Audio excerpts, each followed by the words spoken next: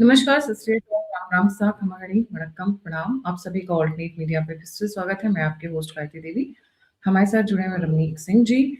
और इस वक्त नोएडा में जहां एक तरफ सबका ध्यान सम्राट चौधरी की तरफ है, जो कि बिहार के नए मुख्यमंत्री बन चुके हैं, मंत्रिमंडल का विस्तार होना बाकी है, उसमें मीटिंग्स चल रही हैं। दूसरी तरफ यूपी, नॉर्दर्न यूपी, नोएडा, जो एक हब बनता जा रहा था इंडस्ट्रीज का, वहां पर एक बड़े लेवल पर प्रोटेस्ट और क्योस शुरू हो चुका है। आगजनी, गोलियां चलना, पथराव, ये सभी शुरू हो चुका है। पहले जानते हैं मामले को थोड़ा सा ब्रीफ में, और फिर उसके बाद आगे बढ़ते हैं इसके एनालिसिस के ऊपर, क्योंकि बहुत सारे बिंदु ऐसे निकल कर आए हैं जो हम सोच भी नहीं सकते थे। सर अवे पाजी, away warm welcome on the show. सत श्री अकाल, नमस्ते, जय हिंद जी। पाजी, ये नोएडा वाला क्या मामला है? ये यहाँ पे क्यों अचानक से बोल रहे हो, विद इन सारी चीजें अधिकारियों के साथ बैठ के बातचीत हो गई थी, वर्किंग आवर्स डिसाइड हो चुके थे, कॉर्पोरेट रूल्स फॉलो करने की बात हो चुकी थी। उनको सिर्फ 8 घंटे काम करना था। 8 घंटे के बाद वो नहीं काम करना चाहते थे। 4 दिन की छुट्टियां, 2 दिन वीकेंड्स पे, कुछ लोग 8 दिन भी मांग रहे थे, क्योंकि सैटरडे भी इंक्लूड करवाना चाह रहे थे। Raise in the salary and lot of other things, उस पे बात चल रही थी, और एक म्यूचुअल उस पे पहुंचने वाले थे, लाइक 99.9% हो चुका था। दिन ये अचानक से कैसे फ्लिप हो गया और पूरा एकदम गर्मी का माहौल हुआ? देखिए, सबसे पहले तो मैं आप सभी का, आपके दर्शकों का जो ध्यान है वो आकर्षित करना चाहूंगा, जो पूर्व में हमारे सीडीएस रहे हैं जनरल बिपिन रावत साहब, उनकी बात की तरफ। उन्होंने कहा था कि भारत को जब भी युद्ध लड़ना पड़ेगा, 2.5 फ्रंट का युद्ध लड़ना पड़ेगा। एक फ्रंट पाकिस्तान है, एक फ्रंट चीन है, और आधा फ्रंट जो है भारत के अंदर है।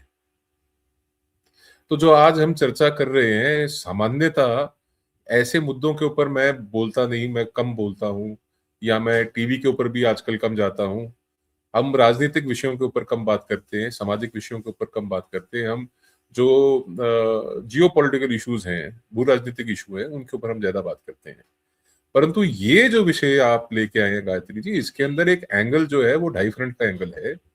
वो जो आधे फ्रंट की चर्चा जनरल बिपिन रावत साहब करते आए, मैं समझता हूं कि ये उसका एक बड़ा क्लियर सा एक एग्जाम्पल है, उदाहरण है।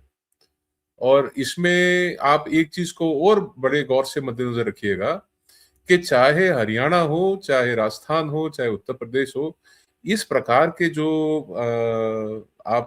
ये इंसिडेंट्स हैं, ये जो ऐसी घटनाएं हैं, आप इनका क्रम देखेंगे कि ये भाजपा शासित प्रदेशों में पहले नजर आएंगे आपको।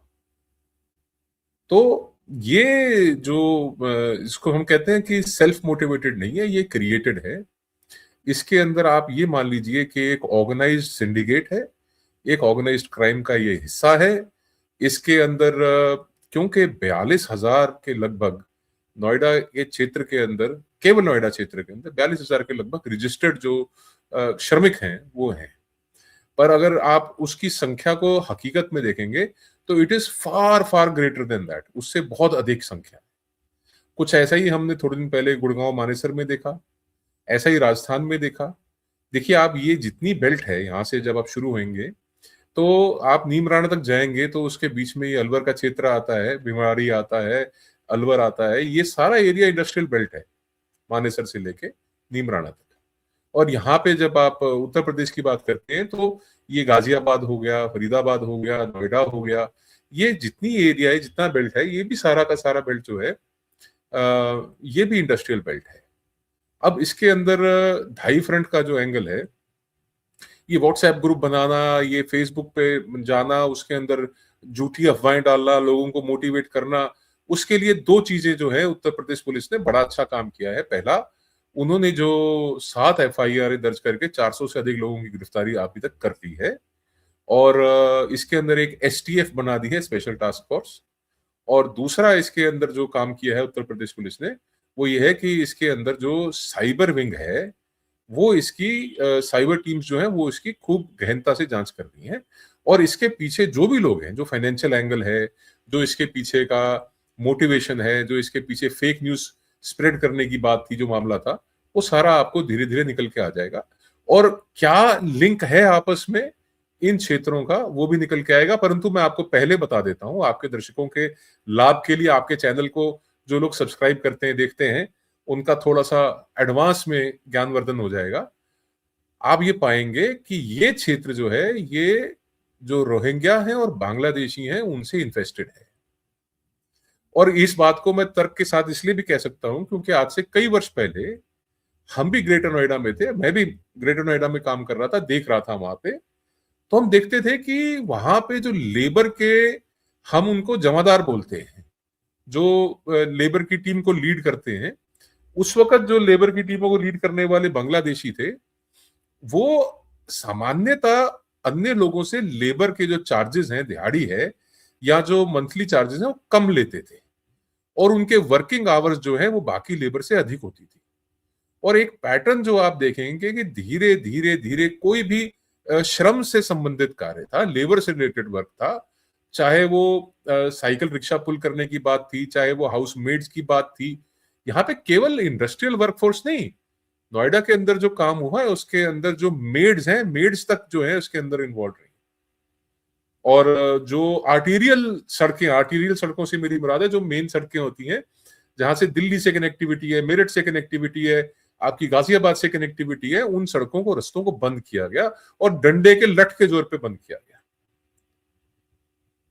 वहां पे 300 लोग जो पहले दिन गिरफ्तार हुए, उन्होंने 100 से अधिक गाड़ियों को आग लगाई, दफ्तरों में पथराव किया, और एक पैटर्न देखा गया कि गाड़ी का शीशा तोड़ा, उसके अंदर पेट्रोल फेंका, आग लगाई, गाड़ी का शीशा तोड़ा, पेट्रोल फेंका, आग लगाई। This is a part of organised crime, organised syndicate. तो ये चीज जो है, जब तक इसकी गहनता से जांच, इसके अंदर एक एंगल और है गायत्री जी, जिसके ऊपर लंबे समय से जो है मेरा ख्याल है कि इसके ऊपर निगाहें जो हैं, हमारे जो ऐसे डिपार्टमेंट्स हैं जिनका ये दायित्व बनता है देखना, कि जब आप नक्सल फ्री इंडिया की बात करते हो, आप जब रेड कॉरिडोर्स को इन्फेस्टेशन से क्लियर कर रहे हो, वहां की इस महामारी को आप साफ कर रहे हो, इस बीमारी को साफ कर रहे हो, तो वो लोग दरअसल कहां आ रहे हैं? ना सिर्फ अर्बन नक्सल्स, कुछ तो नक्सली हमको पता है, हम टीवी पे कई बार बैठे हैं, हमारे आमने सामने कई नक्सली आते हैं, आज भी आते हैं, पहले तो आते थे, आज भी आते हैं, पर कई ऐसे अर्बन नक्सल हैं आज भी गायत्री जी, जो वहां से भाग के शहरों की ओर आए हुए हैं, और जो इन ऑर्गेनाइज क्राइम्स के अंदर, और पढ़े लिखे लोग हैं जी। ये वो ऐसा नहीं है कि ये अनपढ़ हैं, श्रमिक हैं, ये इनका काम ही ये है, ऑर्गेनाइज करना और डिस्टर्बेंसेस क्रिएट करना। और अंतोगत्वा दो प्राइमरी एम्स हैं डिस्टर्बेंस क्रिएट करना। आप देखिए, आज हम बैठे हुए हैं, अप्रैल के महीने में आधा अप्रैल निकल गया है, अगले साल फरवरी में उत्तर प्रदेश में चुनाव है। चुनाव तो असम और बंगाल में भी है, वहां पे नहीं कुछ हो रहा। वहां पे सेंट्रल फोर्सेस इतनी बड़ी संख्या में बैठी हुई हैं कि वहां पे करना संभव नहीं है। दूसरी बात, तीसरी बात, पंजाब में नहीं हो रहा क्योंकि पंजाब के अंदर जो मुख्यमंत्री के ऊपर महामुख्यमंत्री हैं वो खुद एक अर्बन नक्सल हैं। आप समझिए ना, ये ऑर्गेनाइजेशन ये कहां से चल रहा है। और जो फेक न्यूज फैक्ट्री है, उस फेक न्यूज फैक्ट्री को रन करने वाले कौन है? वो खुद आम आदमी पार्टी के एक सांसद है जिनका नाम संजय सिंह है। आपको ध्यान होगा अहिल्याबाई होलकर के बारे में, जो उन्होंने कहा कि साहब उनकी वहां से मूर्ति हटा दी गई है, वो फेक न्यूज किसने चलाई थी?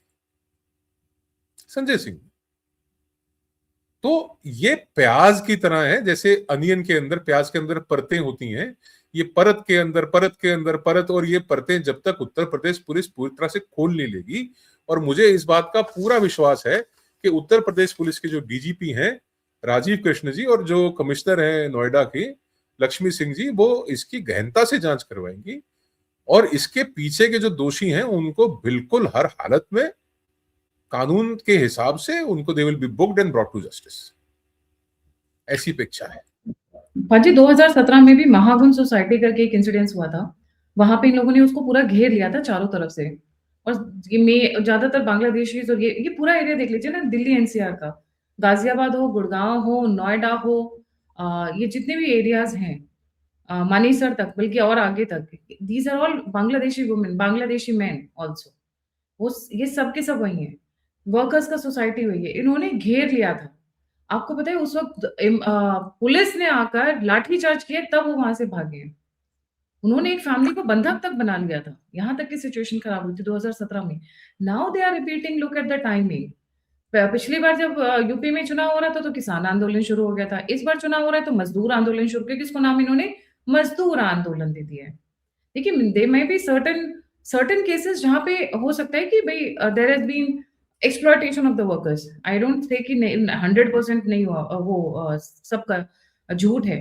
देयर माइट बी वन और टू केसेस और there might be some cases, but उस चीज को अच्छे से भुनाया जा रहा है और बड़ी सिस्टमैटिक और ऑर्गेनाइज तरीके से। जी। देखिए गायत्री जी, बात ये नहीं है कि भी मजदूरों के साथ वहां पे कोई एक्सप्लॉयटेशन हो रहा है या नहीं हो रहा। मैं आपको एक बड़ी दिलचस्प बात बताता हूँ, आप इस बात को ध्यान में रखिएगा। और मैं ऐसे कई इंडस्ट्रियलिस्ट को निजी तौर पे जानता हूं। जो टास्क फोर्स है, जो स्किल्ड वर्कफोर्स है, आप कोई भी एक इंडस्ट्री पकड़ लीजिए, आप टेक्सटाइल ले लीजिए, फॉर्जिंग ले लीजिए, शीट मेटल ले लीजिए, आप एक इंडस्ट्री पकड़िए, कोई एक इंडस्ट्री पकड़िए, ये जितने जोन्स हैं वहां पे हर इंडस्ट्री की मल्टीपल आउटलेट्स हैं, मल्टीपल यूनिट्स हैं। अगर शीट मेटल मानेसर में एक है तो एक नहीं है, वहां पे अनेक शीट मेटल की फैक्ट्रीज हैं। आपको पता है कि आज की डेट में होड़ क्या लगी हुई है? ना सिर्फ सैलरी, 2 वक्त का खाना भी देंगे, शेल्टर भी प्रोवाइड करेंगे। क्या बात कर रहे हैं आप? इंडस्ट्री रन करना आसान रह गया है क्या? मैं नहीं कई सर। इंडस्ट्रियलिस्ट को निजी जानता हूं, पर्सनली जानता हूं, और मैं आपको इस बात का हवाला दे रहा हूं। चाहे आप किसी को रैंडमली पूछ लीजिए, आप एक काम कीजिए, जो चैंबर ऑफ इंडस्ट्रीज हैं उसके किसी एक व्यक्ति को आप पकड़िए, उनको आप पूछिए, वो आपको बताएंगे। वो आपको बताएंगे कि साहब हम ना सिर्फ सैलरी हाइक दे रहे हैं, हम 2 वक्त का खाना दे रहे हैं, या हम 1 वक्त का खाना और 1 वक्त की डाइट का मनी दे रहे हैं, और हम अपने वर्कर्स को रहने के लिए रैश दे रहे हैं, और कई केसेस में तो आने जाने के लिए पिक एंड ड्रॉप तक दे रहे हैं। इंडस्ट्री रन करना इज नॉट अ जोक, मजाक नहीं रह गया है, बहुत डिफिकल्ट है। और उसके बाद जब इस तरीके के इंसिडेंट्स होते हैं, एक पहलू है कि आप देखिए श्रमिक को देखने के लिए मिनिमम वेजेस एक्ट है और एक वेजेस बोर्ड है जो अभी अनाउंस हुआ है। कुछ लोग कह रहे थे कि मिनिमम वेज 30,000 कर दिए, मिनिमम वेज 30,000 नहीं हुई है। उसके अंदर एक इंटरिम हाइक हुआ है 3,000 रुपए का। ये फेक न्यूज फैक्ट्री फिर चला रही है कि 30,000 रुपए मिनिमम वेज हो जाएगी। उसका फ्लिप साइड एक और है। उसका दूसरा साइड ये है कि साहब जो फैक्ट्री ओनर है, जो बड़े संख्या में, मैं श्रमिक हूं, मैं एक लेबर हूं, मैं एक इंडिविजुअल हूं, मेरे पास अकेले आदमी के पास एक जॉब है। एक फैक्ट्री ओनर है, वो 500 को, 1000 को, 20 को अपनी कैपेसिटी के हिसाब से उनको जॉब दे रहा है, उनको नौकरी दे रहा है, रोजगार मुहैया करा रहा है, प्रोवाइड कर रहा है। अब आप एक फैक्ट्री ओनर की हैसियत से सोचिए कि कॉम्पिटेटिव वर्ल्ड है, आपने रेट्स भी बड़े कॉम्पिटेटिव देने हैं और आपने अपने वर्कर्स को हाइक भी देनी है। और वो स्थिति, जिस स्थिति में नोएडा की डीएम बैठ गई है और एक सहमति बन चुकी है कि आपका सैलरी हाइक इज कमिंग, और आज 14 तारीख हो चुकी है, सैलरी पे डे निकल चुका है। अब जो डिस्कशन हो रहा है वो आने वाले महीने में सैलरी इंक्रीमेंट के लिए हो रहा है कि 1 तारीख से लेके अगले महीने की 1 तारीख के बीच में जो काम चल रहा है, इसकी सैलरी हाइक के लिए बात चल रही है, जिसके ऊपर एक आम सहमति बन भी गई थी। उसके बावजूद ये होना, इसका एक क्लियर अर्थ यह है कि ये जो दंगे हुए हैं, या ये जो आगजनी हुई है, या ये जो डिस्ट्रक्शन या ये जो तोड़फोड़ हुई है, ये सिर्फ इसलिए हुई है कि ये करना चाहते थे।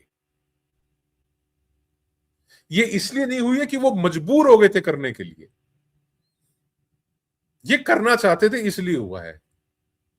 और इसके अंदर जो विशेष बात है वो ये है कि करने वालों की जब आप गहनता से जांच करेंगे, तब आप पाएंगे कि किस तरीके से इसको एक ऑर्गेनाइज क्राइम के तरीके से, जो मैं दूसरी बार रिपीट कर रहा हूं, एक सिंडिकेट के तहत इसको एग्जीक्यूट किया गया है।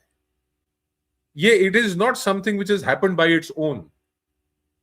क्यूआर कोड के माध्यम से व्हाट्सएप ग्रुप्स ज्वाइन करवाना, उसके अंदर फेक न्यूज डालना, this is all a part of that आधा फ्रंट जो भारत के अंदर खोलने का प्रयास हो रहा है। और मैं आपको गायत्री जी एक बात और बताता हूं, आप टाइमलाइन देखिएगा। 2017 में ऐसे इंसिडेंट्स हुए उत्तर प्रदेश में। क्यों? उत्तर प्रदेश में चुनाव था। 2022 में ऐसे इंसिडेंट्स हुए, क्यों? उत्तर प्रदेश में चुनाव था। अब 2026 के शुरू में ये हो रहा है इंसिडेंट, क्यों? 2027 में चुनाव है।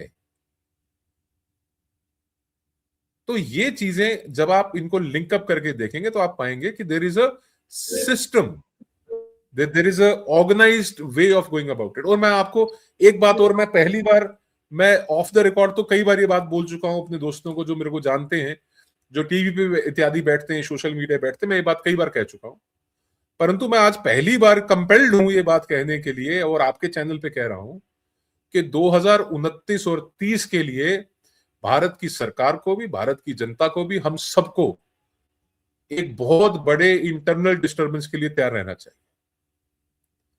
एक बहुत बड़े पैमाने पे भारत के अंदर, अब उसको आप कम्युनल कह लीजिए, उसको आप सिविल कह लीजिए, आप जो मर्जी कहिए, एक बहुत बड़ा डिस्टरबेंस जो है वो भारत के लिए प्लान किया जा रहा है,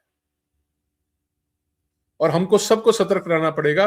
और ये जितनी चीजें आप देख रहे हैं, ये सब छोटी छोटी चीजें एक्सपेरिमेंट है। कभी किसान को खड़ा कर दो, कभी श्रमिक को खड़ा कर दो, अभी कभी आप देखेंगे स्टूडेंट्स खड़े हो जाएंगे, फिर हमारा यूथ खड़ा हो जाएगा, फिर कभी आप अलग अलग वर्गों को देखेंगे कि डिससेटिस्फेक्शन प्रकट करने का प्रयास करेंगे।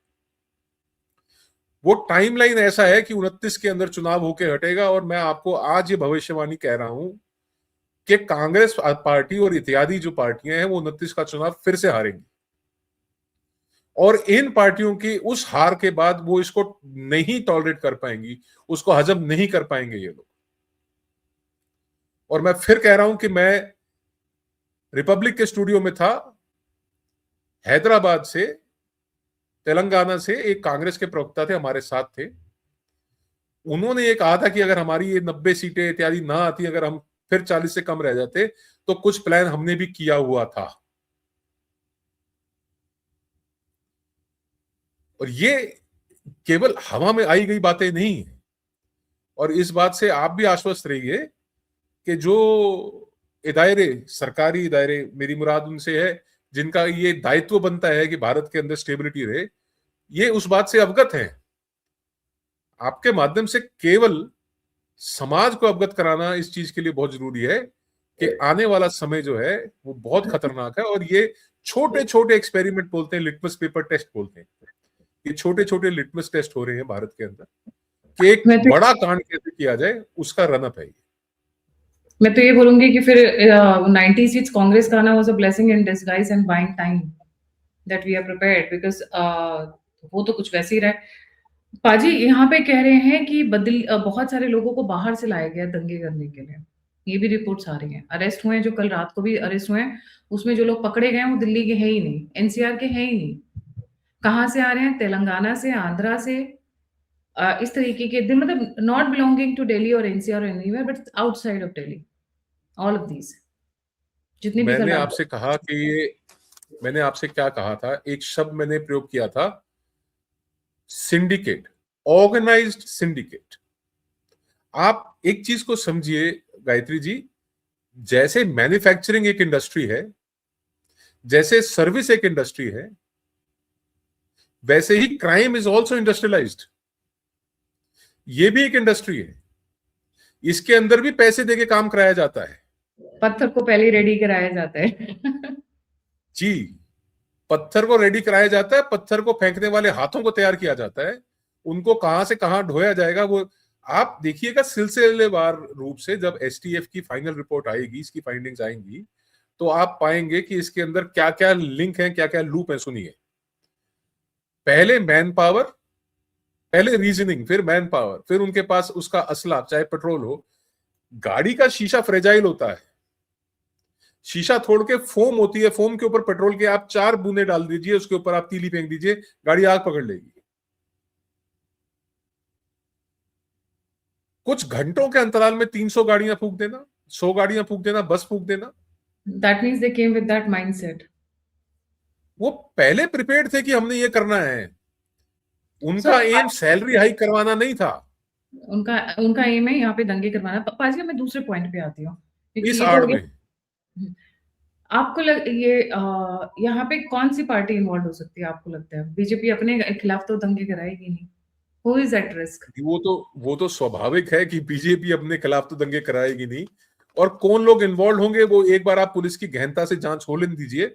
ये इस बात का उत्तर मैं समझता हूं कि यहाँ तो डीजीपी जो राजीव कृष्ण है वो खुद देंगे, यहाँ जो कमिश्नर हैं लक्ष्मी सिंह वो इस बात का उत्तर दें तो ज्यादा अच्छा लगता है, क्योंकि उनके पास रीजनिंग होगी, उनके पास इन्वेस्टिगेशन की रिपोर्ट्स होंगी। अब आप देखिए कि पुलिस भी कितने सतर्कता से काम कर रही है। आप नासिक का इंसिडेंट देख लीजिए कि अगर वो लड़कियों को उस तरीके से अंडर कवर ना भेजते टीसीएस में तो शायद इस बात को लोग ब्रश साइड कर देते कि साहब ये सब झूठ है। चूंकि आपके पास बिल्कुल फॉर्मिडेबल एविडेंस था, अनडिनायबल एविडेंस था, ऐसा एविडेंस था जिसको कोई भी कोर्ट के अंदर भी मना नहीं कर सकता, इसलिए वो बात जो है लोगों के गले नीचे उतर रही है, नहीं तो नहीं उतरती। इसी प्रकार से जो प्रोफेशनल्स हैं जिनका ये काम है उनको कर लेने दीजिए, उनको बताने दीजिए कौन लोग इन्वॉल्व थे और उनको सजा दिलवाने दीजिए उनको। Let this go to the logical conclusion.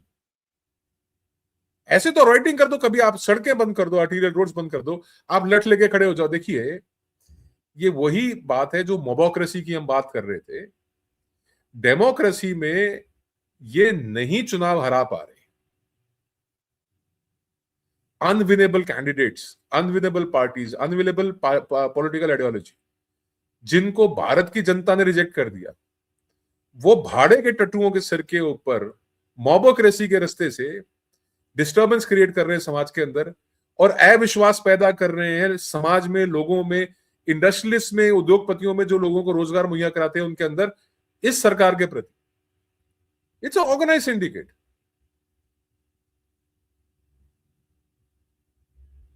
Ji Gayatri ji. See I यहाँ पे दो ही और पार्टीज हैं जो बहुत ज्यादा तड़प रही हैं आने के लिए। I will not hold back my kind of analysis. या तो कांग्रेस है, कांग्रेस का कोई गढ़ नहीं है। दूसरा बचता है हमारे प्यारे प्यारे अखिलेश जी। कल Akhilesh ji by the way Noida होकर भी आ चुके हैं। नोएडा को लेके अखिलेश के दिमाग में एक बड़ा वो था, शायद आपने भी सुना होगा, he never used to visit Noida, क्योंकि किसी हाँ, ने कहा, किसी ने दिमाग में डाल दिया था लोगों कि जो नोएडा जाता है वो सीएम की कुर्सी खो देता है। और इंटरेस्टिंग ये ये कि मतलब वहम था या जो भी था, योगी जी तो वहां जाते हैं और जीतते भी हैं, राइट? तो अखिलेश जी कल वहां पे विजिट कर आए हैं, वो अपना ठप्पा ऑलरेडी छोड़ के आ चुके हैं। अगर ये दंगे देखिए बढ़ते ऐसे हैं तो कई सारे जिंक्स हैं। पहला जिंक्स तो ये आपने बताया कि उत्तर प्रदेश का कोई भी मुख्यमंत्री अगर नोएडा जाता है तो दोबारा इलेक्ट होके नहीं आता, वो योगी जी आए हैं। ऐसे हरियाणा में एक जिंक्स था, वो कहते हैं कि जो भी पुलिस एकेडमी मधुबन है करनाल में वहां जाता है वो दोबारा इलेक्ट नहीं होता, वो दोबारा मुख्यमंत्री नहीं बनता। ये भी गलत है, ये भी सिद्ध हो गया। एक जिंक्स और है हरियाणा में, कहते हैं कि जो हरियाणा का एक बार कृषि मंत्री बन जाता है वो दोबारा विधानसभा की शक्ल नहीं देखता। तो ऐसे कई, अभी तक वो खैर वो जो तीसरे वाला इंसिडेंट है कि जो कृषि मंत्री बनता है वो बात आज तक सच है। जितने भी हरियाणा के कृषि मंत्री रहे हैं, मेरे अनुसार आप बता दीजिएगा अगर मैं गलत हूं तो, अभी रिसेंट पास्ट में पिछले 30-40 साल में मैंने तो नहीं देखा कोई दोबारा इलेक्ट होके भी आया हो। वो पुनः एमएलए का इलेक्शन नहीं जीतते कृषि मंत्री। तो अभी तक तो नहीं हुआ, आगे कभी हो जाए तो कह नहीं सकते। तो ऐसे जिंक्स तो कई सारे हैं राजनीति में। जी। सो मुझे ऐसा क्यों लगता है कि अखिलेश बहुत तड़प रहे हैं, बहुत बेचारे बहुत परेशान है, उनकी फंडिंग आपको मिसिंग। लगता नहीं वो सच्चाई है? नहीं, मैं आपको ठीक लग रहा है? मुझे ठीक लग आपको रहा है ना, ठीक लग रहा है? तो वैसे बेचारे मैं बड़े आपको परेशान। एक बात बताऊं, आप मेरी बात सुनिए। आप जब एक बार सोफे पे बैठ लेती हैं, उसके बाद कहीं अगर आपको बेंच पे बैठना पड़ जाता है तो आपको वो बेंच कितना बुरा लगता है। ये तो मुख्यमंत्री की कुर्सी छिन गई जी इनसे। मुख्यमंत्री आवास और पूरा राजपाट और वो अफसरों का आगे पीछे घूमना और जी हजूर, जी जनाब, जी सलाम करना हर वक्त का। और वो उसके अतिरिक्त, ये तो चलो पर्क्स एंड प्रिविलेजेस हैं, उसके अतिरिक्त जो ये सफाई में इनके वो चलते थे कार्यक्रम, वो सब बंद हो गए इतने वर्षों से। और जो अरबों रुपए का कारोबार जो इनका चलता था वो बंद हो गया।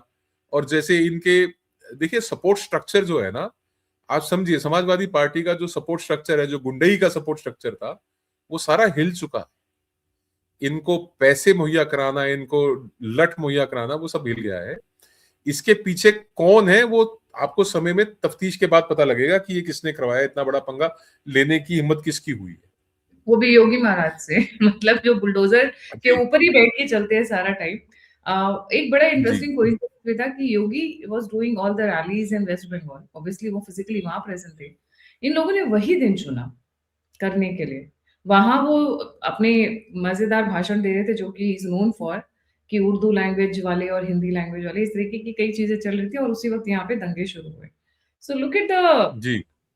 Coincidence and timing. सिंक्रोनाइजेशन, हाँ, द टाइमिंग जिसको हम कहते हैं। काफी सारी चीजें निकल कर आ रही हैं। अखिलेश यादव का कहीं ना कहीं यहाँ पे सपा के जब लीडर्स का नाम आएगा, या फिर कोई ना कोई कनेक्शन निकल कर आएगा, समझ में आ जाएगा। बट एक चीज और है जो इस पूरे बीच में हो रही है पाजी, Noida is becoming the industrial hub, defence corridors, film city, ये एक जेवर बहुत एयरपोर्ट। जेवर एयरपोर्ट, सब कुछ यहाँ पे वो लाकर लगाने की कोशिश कर रहे हैं, और उसी जगह पे मजदूर आंदोलन शुरू करने की कोशिश की जा रही है। एज फार एज मैंने देखा है, मैंने I also visited lot of industries, जो घरों की ये जो मेड्स अब उतर आई हैं, ये मेड्स कौन है? ये बंगाली बांग्लादेशियां हैं सारी, राइट? ऐसा ही है। कोई बंगाल की लैंग्वेज और बांग्लादेशियों की लैंग्वेज में जमीन आसमान का अंतर है। अब किसी बंगाली को खड़ा कर दो, वो बता देगा बंगाल की कौन है और बंगाली बांग्लादेश। बंगाली में फर्क है। जी। तो डायलेक्ट का फर्क है, डायलेक्ट का फर्क है। डायलेक्ट का देखिए, फर्क है। मैं आपको एक बात बताता हूँ। डायलेक्ट का फर्क है, मैं आपको एक बात बताता हूँ। एक थोड़े वर्ष पहले, आज से मेरे ख्याल 2 या 3 वर्ष पहले की बात है, 3 वर्ष लगभग मेरा ख्याल है, कि उत्तर प्रदेश शासन ने एक पूरे भारत के अंदर और विदेशों के अंदर इन्वेस्ट इन उत्तर प्रदेश करके एक कार्यक्रम चलाया। उस इन्वेस्ट इन उत्तर प्रदेश कार्यक्रम का जो श्रृंखला में यहाँ कार्यक्रम हुआ, वो ताज होटल चंडीगढ़ में हुआ। तो यहाँ पे उस कार्यक्रम का हिस्सा मैं भी था। 50,000 करोड़ के एमओयू साइन हुए थे सिर्फ चंडीगढ़ और पंजाब की इंडस्ट्रीज के साथ, उत्तर प्रदेश सरकार के 50,000 करोड़ रुपए के निवेश के। और उत्तर प्रदेश सरकार ने उस वक्त ये कहा था कि साहब हम सेक्टर वाइज यहाँ पे एंसिलरीज खड़े करेंगे, सेक्टर वाइज। जैसे एक जिला है, उस जिले के अंदर केवल टेक्सटाइल का काम होगा, एक जिला है उसके अंदर केवल लेदर का काम होगा, एक जिला है उसके अंदर केवल मशीनरी का या टूल का काम होगा, एक के अंदर केवल शीट मेटल का काम होगा। तो हम उसको सेटअप ही ऐसे करेंगे कि जिसने ये काम करना है आप उस जिले में आके इन्वेस्ट कीजिए, निवेश कीजिए। और एक जो है झांसी के अंदर मेरा ख्याल है कि डिफेंस कॉरिडोर आया है, और दूसरा डिफेंस कॉरिडोर जो है वो गया है नीचे अपना चेन्नई में। तो 2 डिफेंस कॉरिडोर्स हैं, इसमें से एक उत्तर प्रदेश को मिला है। अब मैं जो आपको फिर दोबारा मैं बात आपका ध्यान लाना चाहता हूं, वो ये है कि $1 ट्रिलियन की इकोनॉमी उत्तर प्रदेश की बनाने का वायदा किया योगी जी ने। और आप जानते हैं कि कहीं पे भी इकोनॉमी आने के लिए जो इकोनॉमिस्ट हैं, उनका ये कहना है कि money is very shy and money is very greedy. पैसा बहुत लालची होता है और पैसा बहुत शर्मिला होता है, बहुत शाय होता है। पैसा ग्रीडी होता है, वो बहुत जल्दी मोटा होना चाहता है, बहुत जल्दी ग्रो करना चाहता है। मैं एक बड़े मशहूर इकोनॉमिस्ट हैं, वाजपेयी जी के समय पे वो हमारे चीफ इकोनॉमिक एडवाइजर भी रहे, उनकी शब्द मैं इस्तेमाल कर रहा हूं। उन्होंने कहा कि money is very greedy, it wants to get fat very soon, और money is very shy, it runs away at the first sight of danger. वो खतरा देखते ही सबसे पहले पैसा भाग जाता है, और पैसा बहुत लालची है, वो बहुत जल्दी ग्रो करना चाहता है। तो आप उस इकोनॉमिक फंडामेंटल के ऊपर इस इंसिडेंट को उतार के देखिए कि $1 ट्रिलियन की इकोनॉमी बनाने के लिए उत्तर प्रदेश के अंदर लॉ एंड ऑर्डर की सिचुएशन बहुत अच्छी होनी चाहिए, आपके लेबर की इंफोर्समेंट, लेबर लॉज की इंफोर्समेंट, और जो जिसे कहते हैं माहौल सौहार्दपूर्ण होना चाहिए। प्लेजेंट होना चाहिए। डिस्टर्ब्ड एरियाज के अंदर इन्वेस्टमेंट नहीं मिलेगी। यही कारण है पंजाब के अंदर से इंडस्ट्री का पलायन होना। That is the only reason why कि उद्योग जो है वो पंजाब से पलायन कर गए, क्योंकि पंजाब के अंदर लॉ एंड ऑर्डर की सिचुएशन अच्छी नहीं है। 50,000 करोड़ के एमओयूज 2 दिन के अंदर मेरी आंखों के सामने साइन हुआ, मैंने देखे होते हुए। उसका कारण यही था कि यहाँ की सिचुएशन से लोगों को यूपी की सिचुएशन बेहतर लग रही थी। अगर आप यूपी में लोगों को ये सिद्ध कर दे, चाहे विदेशी निवेशक हो चाहे भारतीय निवेशक हो, कि आपका जो निवेश है, आपका जो पैसा है, आपका जो अर्थ है जो आप लगाएंगे यहाँ पे, वो सेफ नहीं है, then money is very shy, फिर पैसा भाग जाएगा। और ये लगेगा कि यहाँ पे निवेश करने का लाभ है, यहाँ पे सिंगल विंडो क्लियरेंस है, यहाँ पे सरकार का हमारे पास समर्थन है, यहाँ पे जितने विभाग हैं वो हमारे साथ खड़े हैं, चाहे बिजली विभाग हो, चाहे आपका बिल्डिंग डिपार्टमेंट हो, चाहे आपका औद्योगिक विभाग हो, आपको फायर के एनओसी चाहिए, आपको लेबर के एनओसी चाहिए, आपको ईसीआई सर्टिफिकेट चाहिए, आपको जो भी चाहिए वो तुरंत हो जाएंगे आपके, और आपका यहाँ पे पैसा ग्रो करेगा। Then money is very hungry, money is very, it gets fat very soon, very greedy. तो ये Right. उसके ऊपर पैमाने पे अगर आप उतार के देखेंगी ना, तो आप पाएंगे कि इसके पीछे का कारण क्या है कि घोषित तौर पे मुख्यमंत्री जी ने कहा कि साहब हम उत्तर प्रदेश की इकोनॉमी को $1 ट्रिलियन की इकोनॉमी बनाएंगे। तो उसमें रोड ब्लॉक नक्सली कैसे ना लगाएं, उसमें विपक्षी रोड ब्लॉक कैसे ना लगाएं, उसके अंदर रोहिंग्या बांग्लादेशी रोड ब्लॉक कैसे ना लगाएं, वो भारत के दुश्मन कैसे इस बात को बर्दाश्त करें कि 3-3 बार 4-4 बार केंद्र में भी भारतीय जनता पार्टी की सरकार आ जाए, प्रदेश में भी भारतीय जनता पार्टी की सरकार आ जाए, ऊपर प्रधानमंत्री मोदी बन जाए, नीचे मुख्यमंत्री योगी बन जाए, इनका तो फिर 3 डब्बा बाटली सब गोल है। अब तो टूटियां भी नहीं बची उतारने के लिए, अब क्या उतारेंगे? टोटियां भी चोरी कर ले जाते हैं लोग, बताइए। अच्छा, I know it's a little spiritual and little on the different side. इनका कभी इनको सेटिस्फैक्शन नहीं होती है। यू बिकम द सीएम, आप एक अच्छा एग्जाम्पल सेट कर सकते हो, people can remember you, memories में चला जाए, पर नहीं चाहिए, हमें तो अपना घर भरना है। और वो घर ऐसा कुआं है कि कुछ भी डालते जाओ भरता ही नहीं है। What the hell. देखिए गायत्री जी ऐसा है कि अब मुझे नहीं पता, आपने स्पिरिचुअल बात कह ली, तो स्पिरिचुअल बात के अंदर लोग मांगते हैं जब जाते हैं मंदिरों में, तो पावर मांगते हैं, धन, यश, वैभव। आप ऐसे कितने लोगों को गिन के बता सकते हैं जो ये बोले कि साहब मुझे सेटिस्फैक्शन चाहिए, कि परमात्मा आप मुझे तसल्ली दे दो बस। और राजनीतिक आदमी तसल्ली मांगने जाएगा मंदिर में कि साहब मैं सेटिस्फाइड हूं, उसका अर्थ होता है कि आप मर चुके हैं। Only a dead politician is a satisfied politician. True. अब ये अक्रॉस द बोर्ड लागू है। अब ये मैं ये नहीं कह रहा कि केवल मैं इनकी बात कर रहा हूं, अक्रॉस द बोर्ड लागू है। जी। धैर्य किसने मांगा? धैर्य तो इनको रखना पड़ रहा है मजबूरी में, क्यों विपक्ष में है, चुनाव नहीं जीते। धैर्य तो रखना पड़ता है, मांगता कौन है धैर्य? जी। हारते हैं तो लोग एक दूसरे को सांत्वना देते हैं। सांत्वना किसी को नहीं चाहिए, सबको बधाई चाहिए। तो स्पिरिचुअल बात जो है ना गायत्री जी, ये राजनीतिज्ञों के ऊपर लागू नहीं होती। और मैं और आप, हम दोनों बहुतों को जानते हैं, हम नाम ना लिए तो अच्छा है। We all know. We all know. जी। Thank you so much, पाजी, for joining। जाने से पहले सभी व्यूअर्स से रिक्वेस्ट है, please don't forget to like, subscribe and share the alternate media. अगर आप मेरी मदद करना चाहते हैं, मेरी सहायता करना चाहते हैं, तो आप दिए हुए नंबर और यूपीआई पे मुझे कंट्रीब्यूट कर सकते हैं। आप मुझसे जुड़ना चाहते हैं, इन्फॉर्मेशन शेयर करना चाहते हैं, तो सभी लिंक्स डिस्क्रिप्शन बॉक्स में। इसी के साथ जय हिंद, जय श्री राम, हर हर महादेव। सत श्री अकाल, नमस्ते, जय हिंद, जय श्री राम, हर हर महादेव। हर हर महादेव, सत श्री अकाल।